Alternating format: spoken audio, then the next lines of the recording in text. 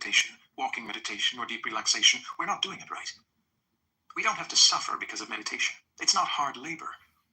Meditation should bring us joy and happiness as nourishment.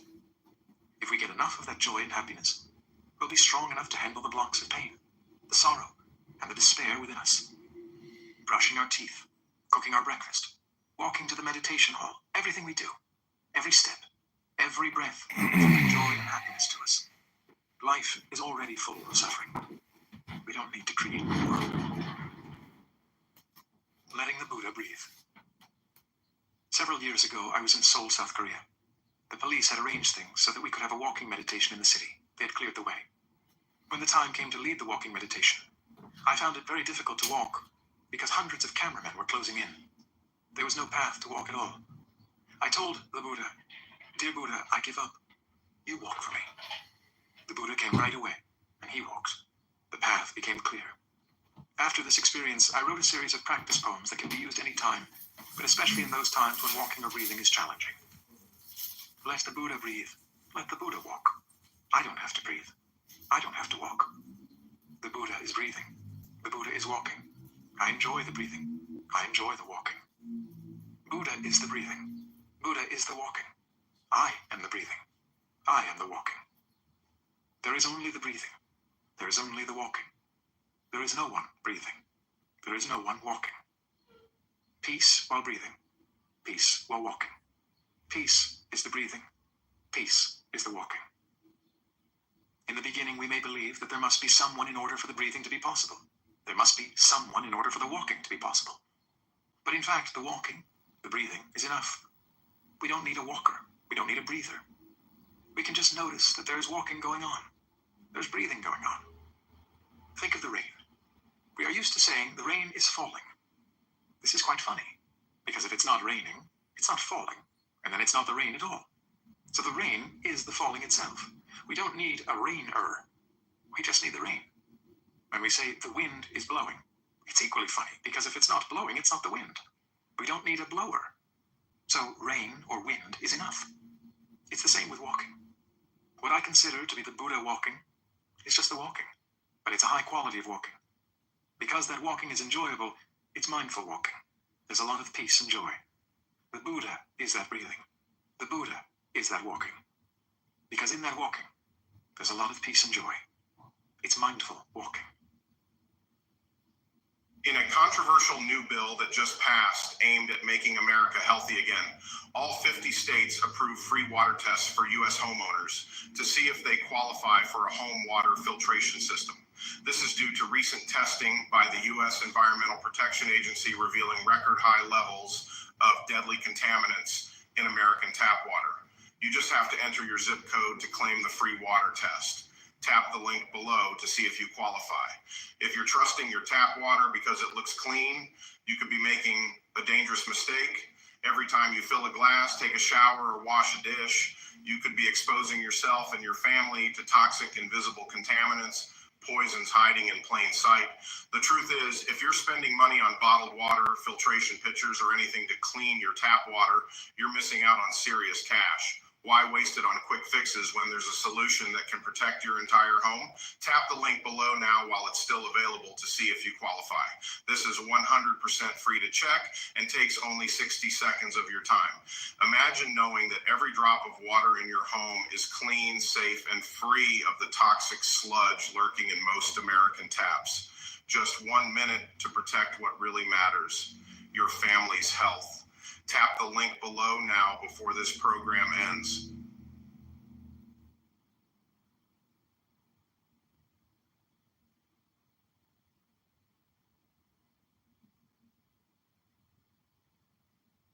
$50% off any pizza, including new Parmesan stuffed crust? Now that's a deal. This week only at Domino's. Breathing, walking, and letting go. Our breath is a wonderful vehicle to bring us back to our body, our feelings, and our mind. We don't need a lot of time if we know how to use mindful breathing. Breathing is something we do every day, but most of us don't breathe mindfully, so we can't go back to our body and our feelings. Our practice is always to go back to the present moment, to the here and the now. Only in the here and the now can we touch life deeply. Learning how to live deeply each moment of our daily life is our true practice. Mindful breathing can always bring us back to the here and the now. If we lose our mindful breathing, we will lose the present moment.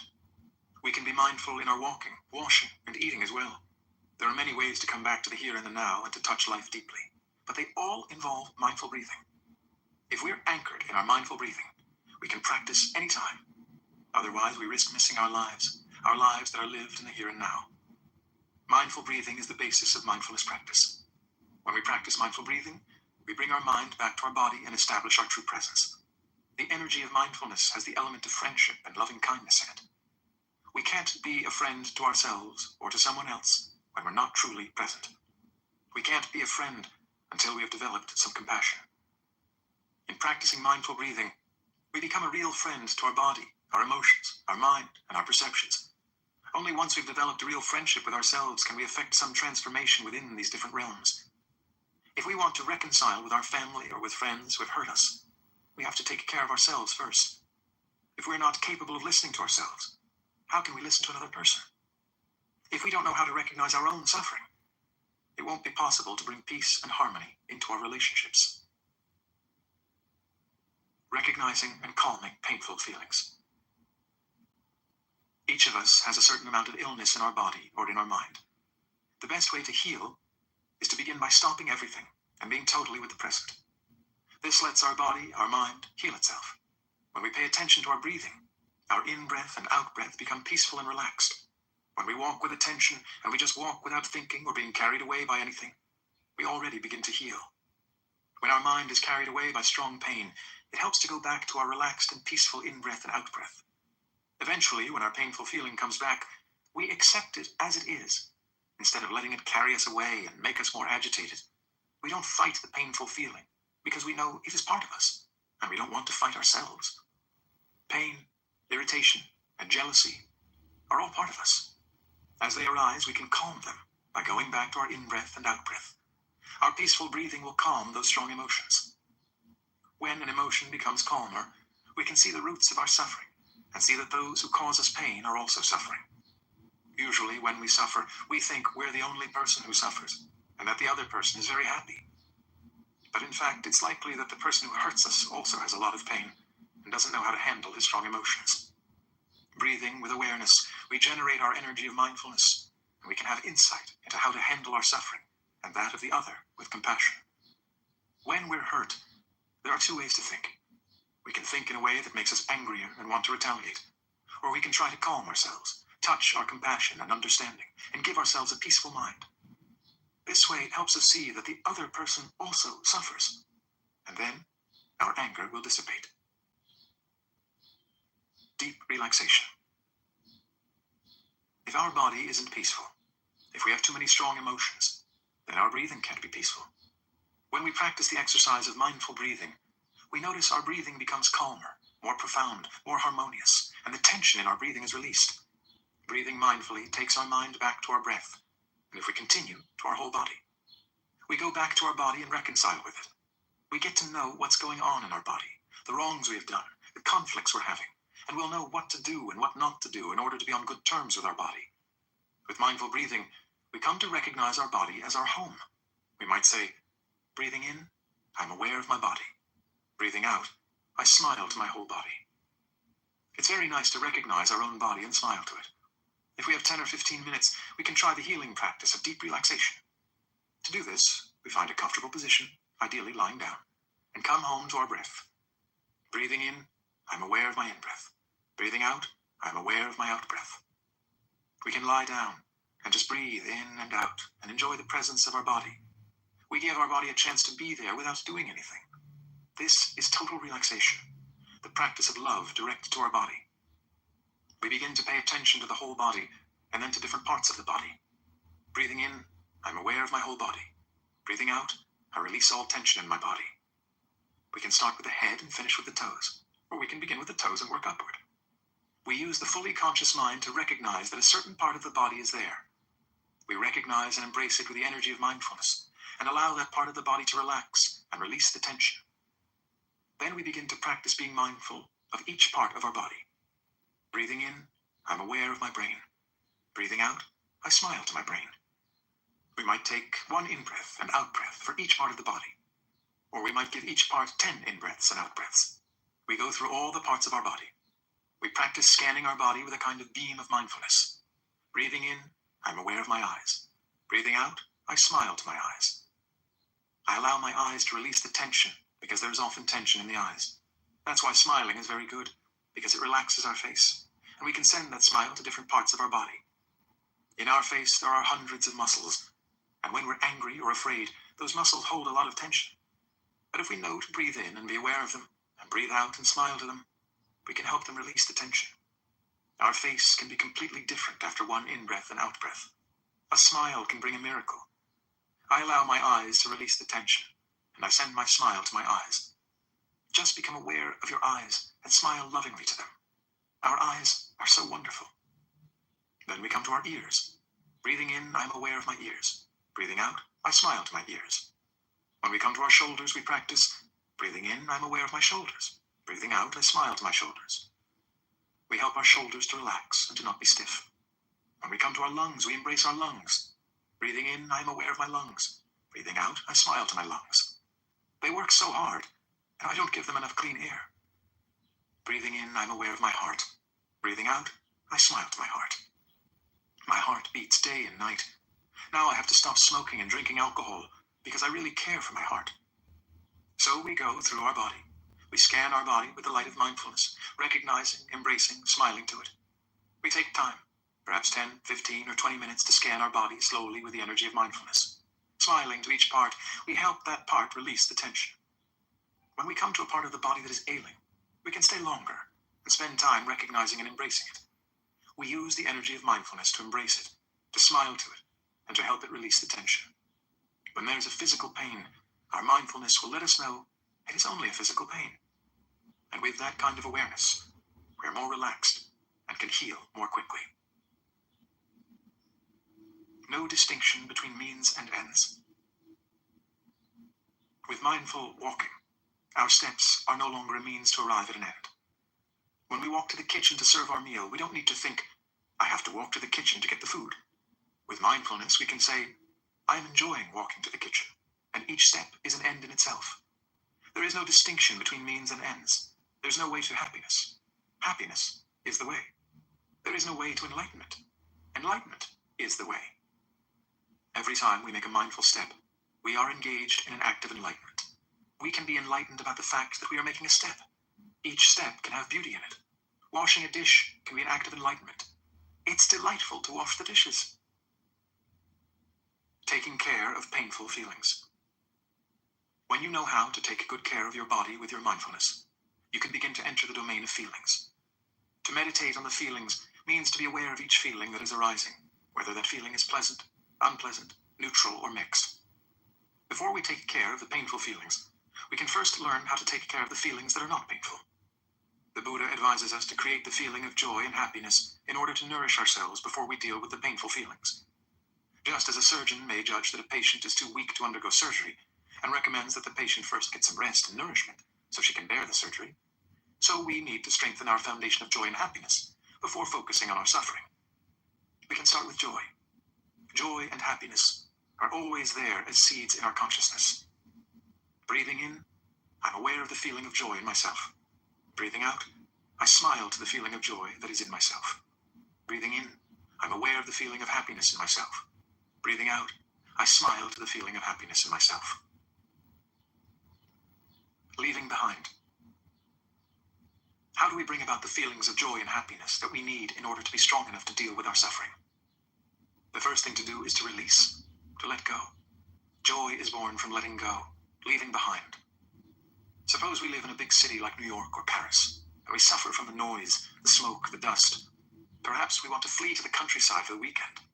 It may take an hour to leave the city behind, but if we can do it, it's worth it. When we come to the country, we feel the fresh air. We see the hills, the trees, the clouds, the blue sky, and we feel so happy that we've been able to leave the city behind and experience this beauty. But it's important to be aware that we won't be able to keep that joy and happiness for a long time. In a few weeks, we'll want to go back to Paris or New York. We've all experienced this. We're very happy for the first few days in the countryside, but we don't have the capacity of nourishing and keeping the joy and happiness for a long time. We suffer. We long to go back. We believe that our home is there. Home, sweet home. So when we go back to Paris or New York, we also feel joy and happiness because we're back in our home, only to suffer later on.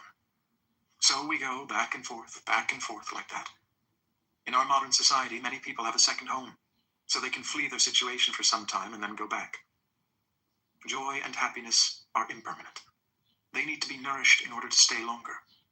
If we don't know the art of nourishing our joy and happiness, they will die. After some time, we lose our capacity of enjoying the joy and happiness that are available. That joy and happiness can be nourishing and healing, but they're not deep enough to transform the deep suffering that's lying down in the bottom of our consciousness. Beneath the surface.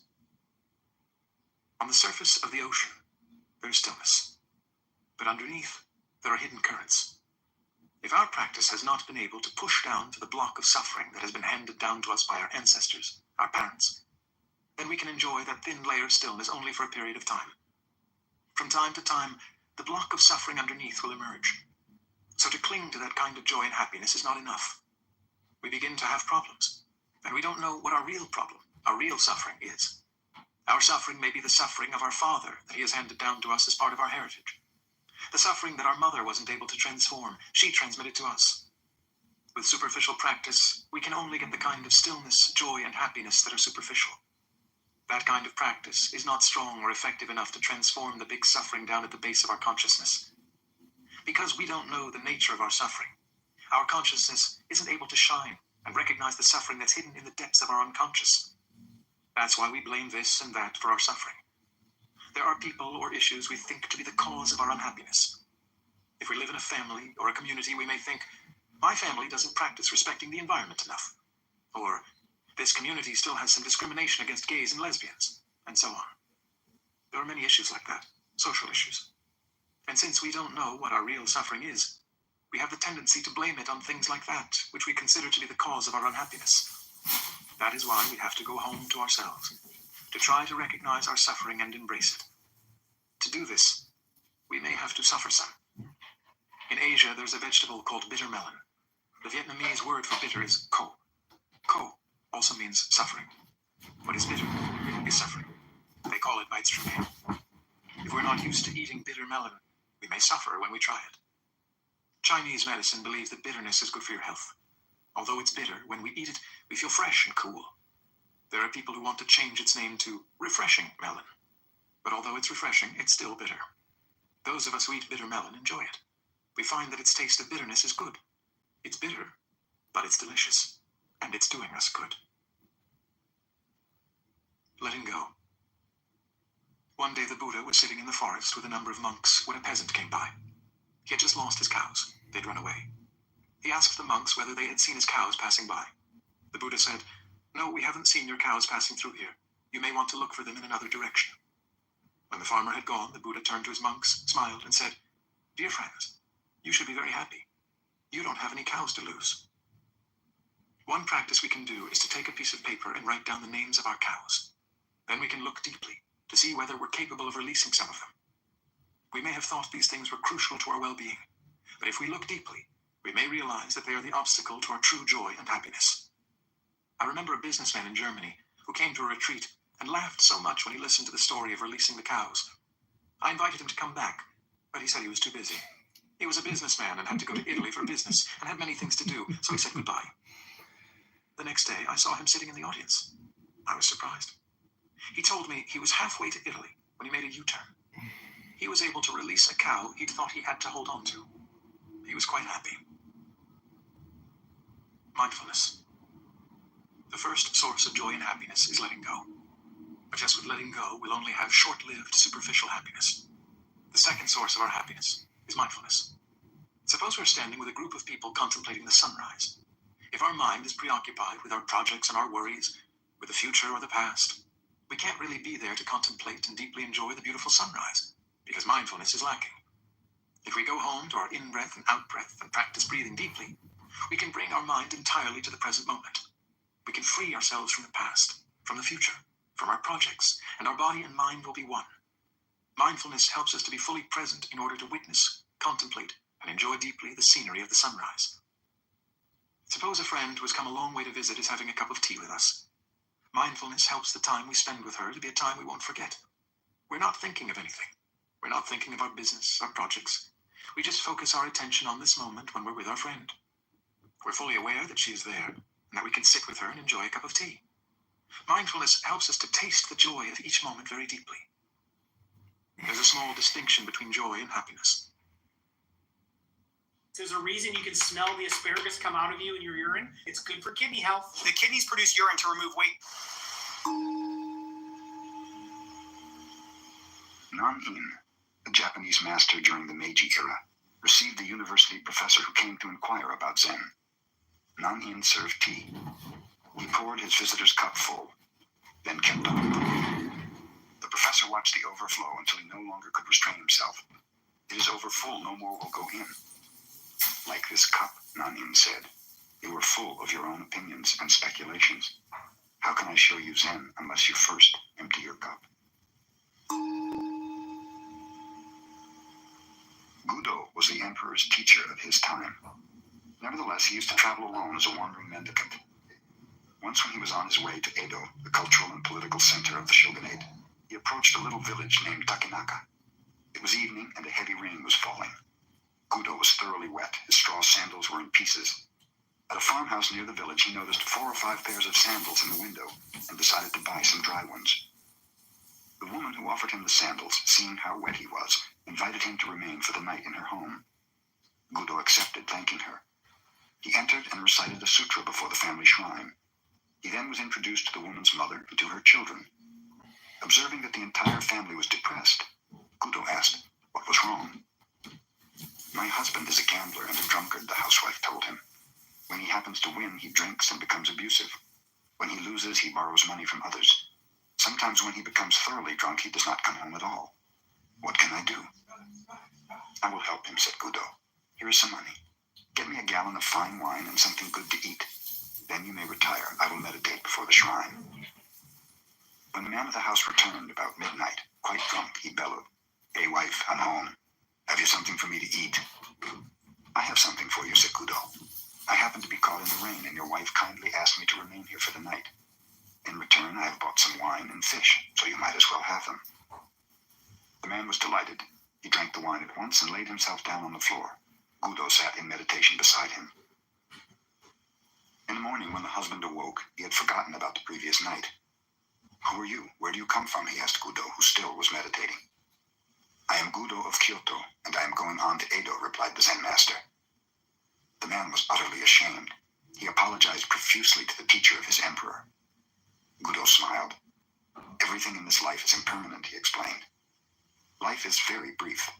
If you keep on gambling and drinking, you will have no time left to accomplish anything else, and you'll cause your family to suffer too. The perception of the husband awoke as if from a dream. You are right, he declared. How can I ever repay you for this wonderful teaching? Let me see you off and carry your things a little way. If you wish, assented Gudo. The two started out. After they had gone 3 miles, Gudo told him to return. Just another 5 miles, he begged Gudo. They continue on. You may return now, suggested Gudo. Another 10 miles, the man replied. Return now, said Gudo, when the 10 miles had been passed. I'm going to follow you all the rest of my life, declared the man.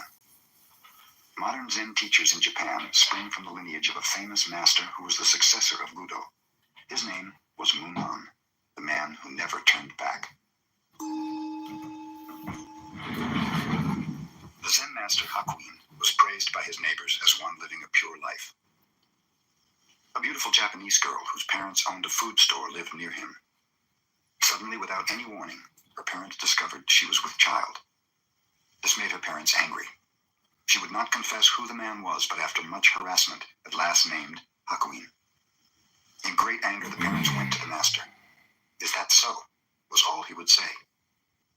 After the child was born, it was brought to Hakuin. By this time, he had lost his reputation, which did not trouble him. But he took very good care of the child. He obtained milk from his neighbors and everything else the little one needed. A year later, the girl mother could stand it no longer. She told her parents the truth, that the real father of the child was a young man who worked in the fish market. The mother and father of the girl at once went to Hakuin to ask his forgiveness, to apologize at length, and to get the child back again. Hakuin was willing.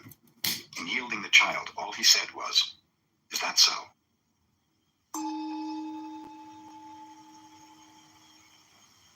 The Master Bankei's talks were attended not only by Zen students, but by persons of all ranks and sects.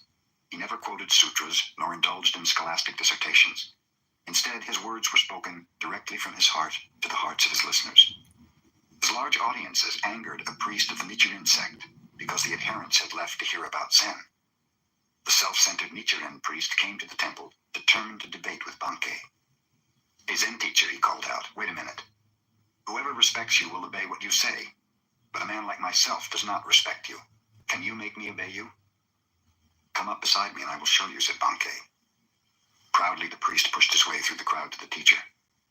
Bankei smiled. "Come over to my left side." The priest obeyed. "No," said Bankei, "we may talk better if you were on the right side. Step over here." The priest proudly stepped over to the right. "You see," observed Bankei, "you are obeying me, and I think you are a very gentle person. Now sit down and listen."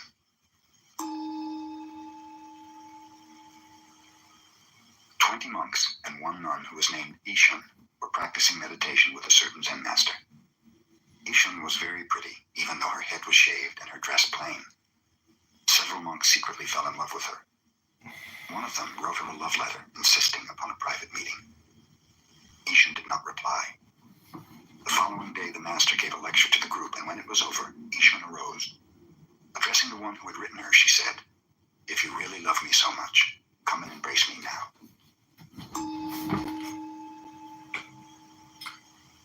There was an old woman in China who had supported a monk for over 20 years. She had built a little hut for him and fed him while he was meditating. Finally, she wondered just what progress he had made in all this time. To find out, she obtained the help of a girl rich in desire. "Go and embrace him," she told her, and then asked him suddenly, "What now?" The girl called upon the monk, and without much ado caressed him, asking him what he was going to do about it. "An old tree grows on a cold rock in winter," replied the monk somewhat poetically. "Nowhere is there any warmth." The girl returned and related what he had said. "To think I fed that fellow for 20 years, exclaimed the old woman in anger. "He showed no consideration for your need, no disposition to explain your condition. He need not have responded to passion, but at least he should have evidenced some compassion." She at once went to the hut of the monk and burned it down. In the early days of the Meiji era, there lived a well-known wrestler called Onami, Great Waves. Onami was immensely strong and knew the art of wrestling. In his private bouts, he defeated even his teacher, but in public he was so bashful that his own pupils threw him. Onami felt he should go to a Zen master for help. Hakuju, a wandering teacher, was stopping in a little temple nearby, so Onami went to see him and told him of his great trouble. "Great Waves is your name," the teacher advised. "So stay in this temple tonight. Imagine that you are those billows. You are no longer a wrestler who is afraid. You are those huge waves sweeping everything before them, swallowing all in their path. Do this, and you will be the greatest wrestler in the land." The teacher retired. Onami sat in meditation, trying to imagine himself as waves. He thought of many different things. Then gradually he turned more and more to the feeling of the waves. As the night advanced, the waves became larger and larger. They swept away the flowers in their vases. Even the Buddha in the shrine was inundated. Before dawn, the temple was nothing but the ebb and flow of an immense sea. In the morning, the teacher found Onami meditating, a faint smile on his face. He patted the wrestler's shoulder. "Now nothing can disturb you," he said. "You are those waves. You will sweep everything before you." The same day, Onami entered the wrestling contests and won. After that, no one in Japan was able to defeat him.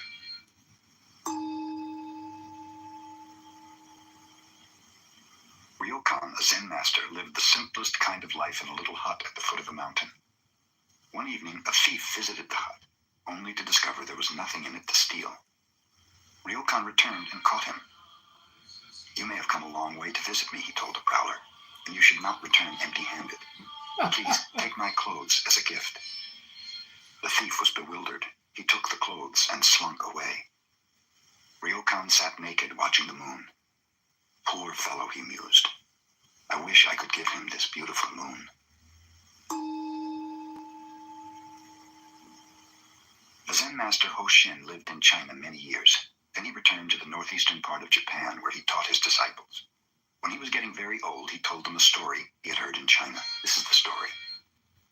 One year, on the 25th of December, Tokufu, who was very old, said to his disciples, "I'm not going to be alive next year, so you fellows should treat me well this year." The pupils thought he was joking, but since he was a great-hearted teacher, each of them in turn treated him to a feast on succeeding days of the departing year. On the eve of the new year, Tokufu concluded, "You have been good to me. I shall leave you tomorrow afternoon when the snow has stopped." The disciples laughed, thinking he was aging and talking nonsense since the night was clear and without snow. But at midnight, snow began to fall, and the next day they did not find their teacher about. They went to the meditation hall. There he had passed on. Hoshin, who related this story, told his disciples, "It is not necessary for a Zen master to predict his passing, but if he really wishes to do so, he can." "Can you?" someone asked. "Yes," answered Hoshin. "I will show you what I can do 7 days from now." None of the disciples believed him, and most of them had even forgotten the conversation when Hoshin called them together. 7 days ago, he remarked, "I said I was going to leave you. It is customary to write a farewell poem, but I am neither a poet nor calligrapher. Let one of you inscribe my last words." His followers thought he was joking, but one of them started to write. "Are you ready?" Hoshin asked. "Yes, sir," replied the writer. Then Hoshin dictated, "I came from brilliancy and return to brilliancy. What is this?" The poem was 1 line short of the customary 4, so the disciple said, "Master, we are 1 line short." Hoshin, with the roar of a conquering lion, shouted, "Ka!" and was gone.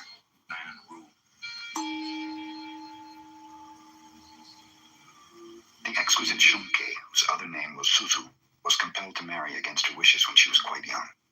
Later, after this marriage had ended, she attended the university where she studied philosophy. To see Shunke was to fall in love with her. Moreover, wherever she went, she herself fell in love with others. Love was with her at the university, and afterwards, when philosophy did not satisfy her and she visited a temple to learn about Zen, the Zen students fell in love with her. Shunke's whole life was saturated with love. At last in Kyoto, she became a real student of Zen. Her brothers in the sub-temple of Kenin praised her sincerity. One of them proved to be a congenial spirit and assisted her in the mastery of Zen. The abbot of Kenin, Mokurai, Silent Thunder, was severe. He kept the precepts himself and expected his priests to do so. In modern Japan, whatever zeal these priests have lost for Buddhism, they seem to have gained for taking wives. Mokurai used to take a broom and chase the women away when he found them in any of his temples, but the more wives he swept out, the more seemed to come back. In this particular temple, the wife of the head priest became jealous of Shunke's earnestness and beauty. Hearing the students praise her serious Zen made this wife squirm and itch. Finally, she spread a rumor about Shunke and the young man who was her friend. As a consequence, he was expelled, and Shunke was removed from the temple. "I may have made the mistake of love," thought Shunke, "but the priest's wife shall not remain in the temple either if my friend is to be treated so unjustly." Shunke the same night with a can of kerosene set fire to the 500-year-old temple and burned it to the ground. In the morning she found herself in the hands of the police. A young lawyer became interested in her and endeavored to make her sentence lighter. "Do not help me," she told him. "I might decide to do something else which would only imprison me again." At last a sentence of 7 years was completed, and Shunke was released from the prison, where the 60-year-old warden also had become enamored of her. But now everyone looked upon her as a jailbird. No one would associate with her. Even the Zen people, who were supposed to believe in enlightenment in this life and with this body, shunned her. Zen, Shunke found, was one thing, and the followers of Zen quite another. Her relatives would have nothing to do with her. She grew sick, poor, and weak. She met a Shinzu priest who taught her the name of the Buddha of love, and in this Shunke found some solace and peace of mind. She passed away when she was still exquisitely beautiful and hardly 30 years old. She wrote her own story in a futile endeavor to support herself, and some of it she told to a woman writer, so it reached the Japanese people. Those who rejected Shunke, those who slandered and hated her, now live her life with tears of remorse. In Tokyo in the Meiji era, there lived 2 prominent teachers of opposite characteristics. One, Unsho, an instructor in Shingon, kept Buddha's precepts scrupulously. He never drank intoxicants, nor did he eat after 11 o'clock in the morning. The other teacher, Tanzan, a professor of philosophy at the Imperial University, never observed the precepts. When he felt like eating, he ate, and when he felt like sleeping in the daytime, he slept. One day, Unsho visited Tanzan, who was drinking wine at the time, not even a drop of which is supposed to touch the tongue of a Buddhist. "Hello, brother," Tanzan greeted him. "Won't you have a drink?" "I never drink," exclaimed Unsho solemnly. "For one who does not drink is not even human," said Tanzan. "Do you mean to call me inhuman just because I do not indulge in intoxicating liquids?" exclaimed Unsho in anger. "Then if I am not human, what am I?" "A Buddha," answered Tanzan.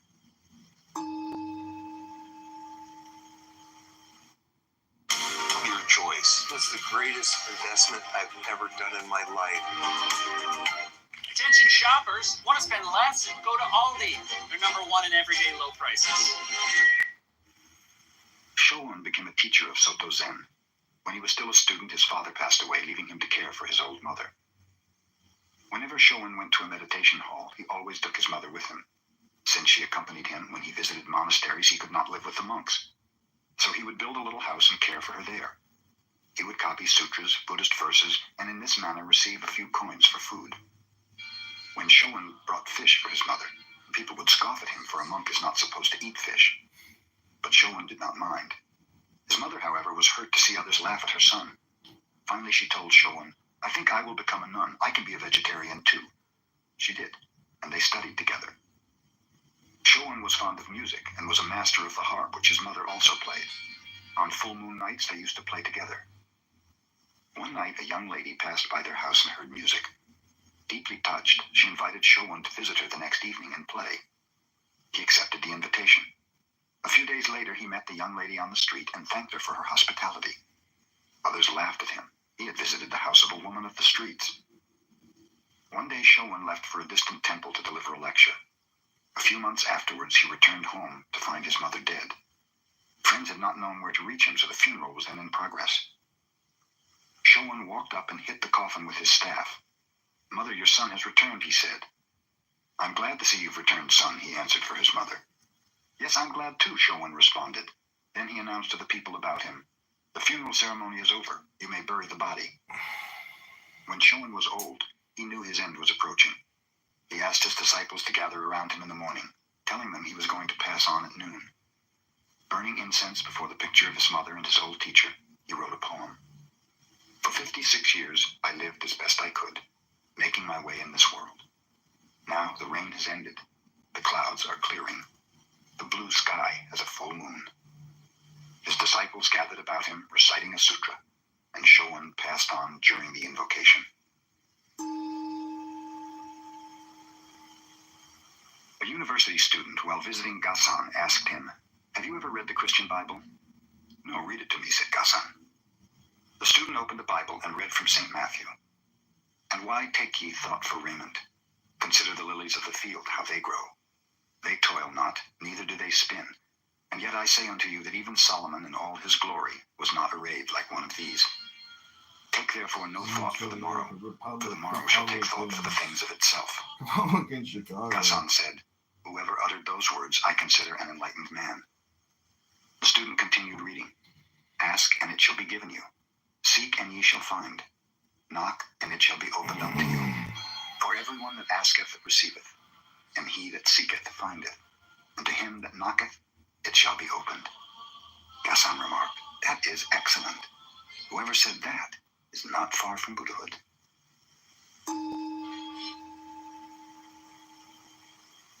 Buddha told a parable in a sutra. A man traveling across a field encountered a tiger. He fled, the tiger after him. Coming to a precipice, he caught hold of the root of a wild vine and swung himself down over the edge.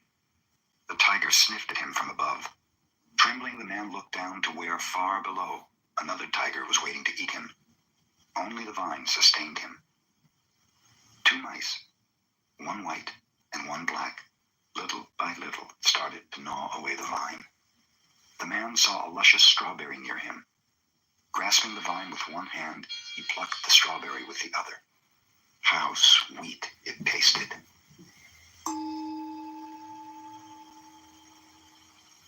When one goes to Obaku Temple in Kyoto, he sees carved over the gate the words, "The First Principle."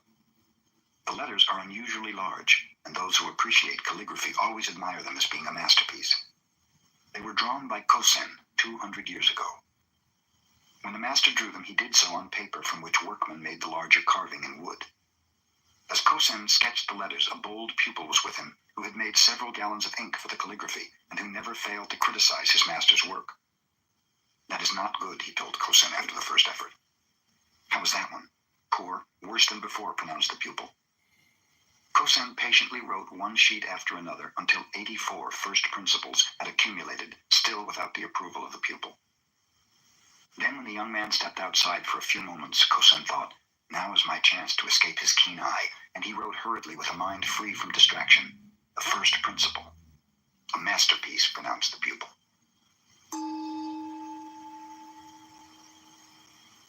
Jiun, a Shingon master, was a well-known Sanskrit scholar of the Tokugawa era. When he was young, he used to deliver lectures to his brother's students. His mother heard about this and wrote him a letter. "Son, I do not think you became a devotee of the Buddha because you desired to turn into a walking dictionary for others. There is no end to information and commentation, glory and honor. I wish you would stop this lecture business. Shut yourself up in a little temple in a remote part of the mountain. Devote your time to meditation, and in this way, attain true realization."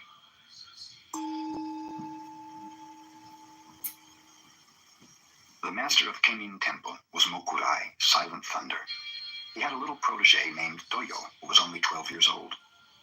Toyo saw the older disciples visit the master's room each morning and evening to receive instructions in sanzen, or personal guidance, in which they were given koans to stop mind wandering. Toyo wished to do a sanzen also. "Wait a while," said Mokurai. "You're too young." But the child insisted, so the teacher finally consented. In the evening, little Toyo went at the proper time to the threshold of Mokurai's sanzen room. He struck the gong to announce his presence, bowed respectfully 3 times outside the door, and went to sit before the master in respectful silence. "You can hear the sound of 2 hands when they clap together," said Mokurai. "Now show me the sound of 1 hand." Toyo bowed and went to his room to consider this problem. From his window he could hear the music of the geishas. "Ah, I have it," he proclaimed. The next evening, when his teacher asked him to illustrate the sound of 1 hand, Toyo began to play the music of the geishas. No, said Mokurai, "that will never do. That is not the sound of 1 hand. You've not got it at all." Thinking that such music might interrupt, Toyo moved his abode to a quiet place. He meditated again. What can the sound of 1 hand be? He happened to hear some water dripping. "I have it," imagined Toyo. When he next appeared before his teacher, Toyo imitated dripping water. "What is that?" asked Mokurai. "That is the sound of dripping water, but not the sound of 1 hand. Try again." In vain, Toyo meditated to hear the sound of 1 hand. He heard the sighing of the wind, but the sound was rejected. He heard the cry of an owl. This also was refused. The sound of 1 hand was not the locusts. For more than 10 times, Toyo visited Mokurai with different sounds. All were wrong. For almost a year, he pondered what the sound of 1 hand might be. At last, little Toyo entered true meditation and transcended all sounds. "I could collect no more," he explained later, "so I reached the soundless sound." Toyo had realized the sound of 1 hand.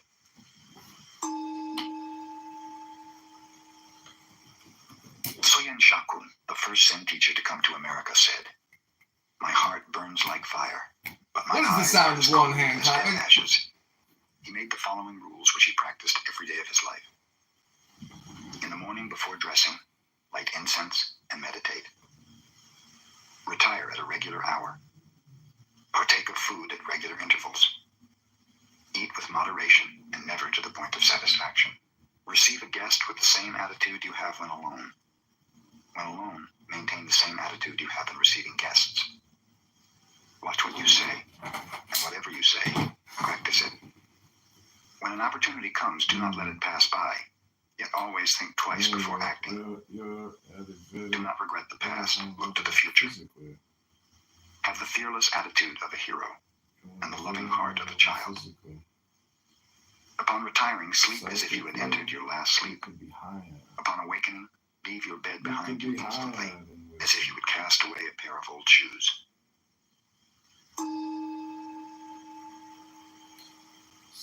When Aishont, the Zen nun, was past 60 and about to leave this world, she asked some monks to pile up wood in the yard. Seating herself firmly in the center of the funeral pyre, she had it set fire around the edges. "Oh, nun," shouted one monk, "is it hot in there?" "Such a matter would concern only a stupid person like yourself," answered Aishont. The flames arose, and she passed away.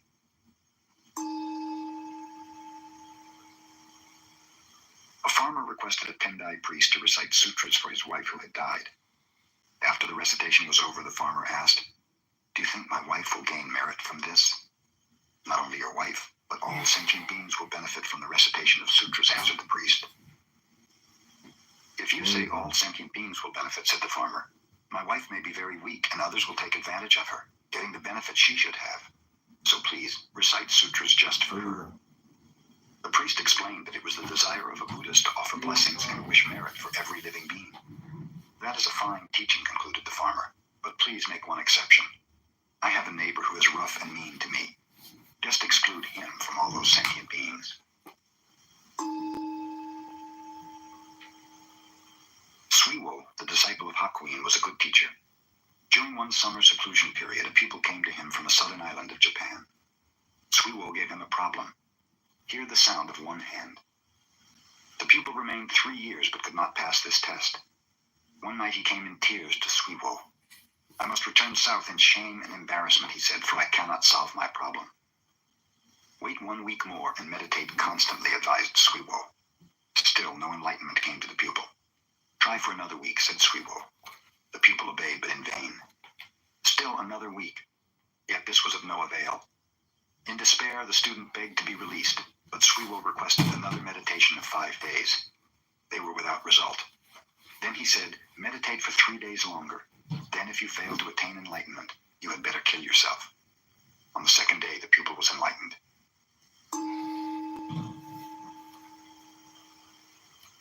Provided he makes and wins an argument about Buddhism with those who live there, any wandering monk can remain in the Zen temple. If he is defeated, he has to move on. In a temple in the northern part of Japan, 2 brother monks were dwelling together. The elder one was learned, but the younger one was stupid and had but one eye. A wandering monk came and asked for lodging, properly challenging them to a debate about the sublime teaching. The elder brother, tired that day from much studying, told the younger one to take his place. "Go and request the dialogue in silence," he cautioned. So the young monk and the stranger went to the shrine and sat down. Shortly afterwards, the traveler rose and went into the elder brother and said, "Your young brother is a wonderful fellow. He defeated me." "Relate the dialogue to me," said the elder one. "Well," explained the traveler, "first I held up 1 finger, representing Buddha, the enlightened one. So he held up 2 fingers, signifying Buddha and his teaching. I held up 3 fingers, representing Buddha, his teaching, and his followers living the harmonious life. Then he shook his clenched fist in my face, indicating that all 3 come from one realization. Thus he won, and so I have no right to remain here." With this, the traveler left. "Where's that fellow?" asked the younger one, running into his elder brother. "I understand you won the debate." "Won nothing. I'm going to beat him up." "Tell me the subject of the debate," asked the elder one. "Why, the minute he saw me, he held up 1 finger, insulting me by insinuating that I have only 1 eye. Since he was a stranger, I thought I would be polite to him, so I held up 2 fingers, congratulating him that he has 2 eyes. Then the impolite wretch held up 3 fingers, suggesting that between us we only have 3 eyes. So I got mad and started to punch him, but he ran out and that ended it."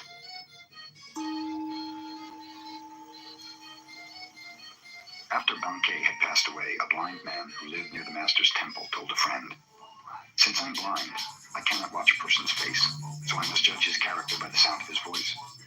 Ordinarily, when I hear someone congratulate another upon his happiness or success, I also hear a secret tone of envy.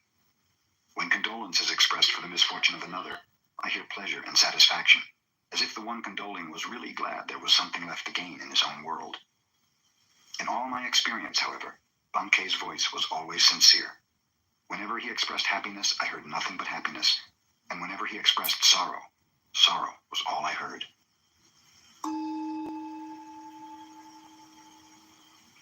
Keichu, the great Zen teacher of the Meiji era, was the head of Tofuku, a cathedral in Kyoto.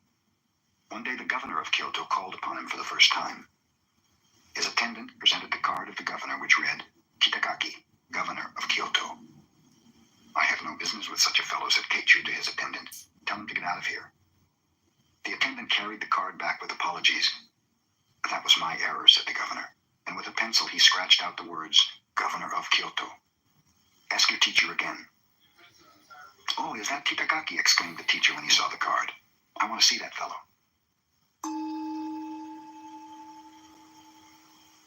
When Banzan was walking through a market, he overheard a conversation between a butcher and his customer. Give me the best piece of meat you have, said the customer. Everything in my shop is the best, replied the butcher. You cannot find here any piece of meat that is not the best. At these words, Banzan became enlightened.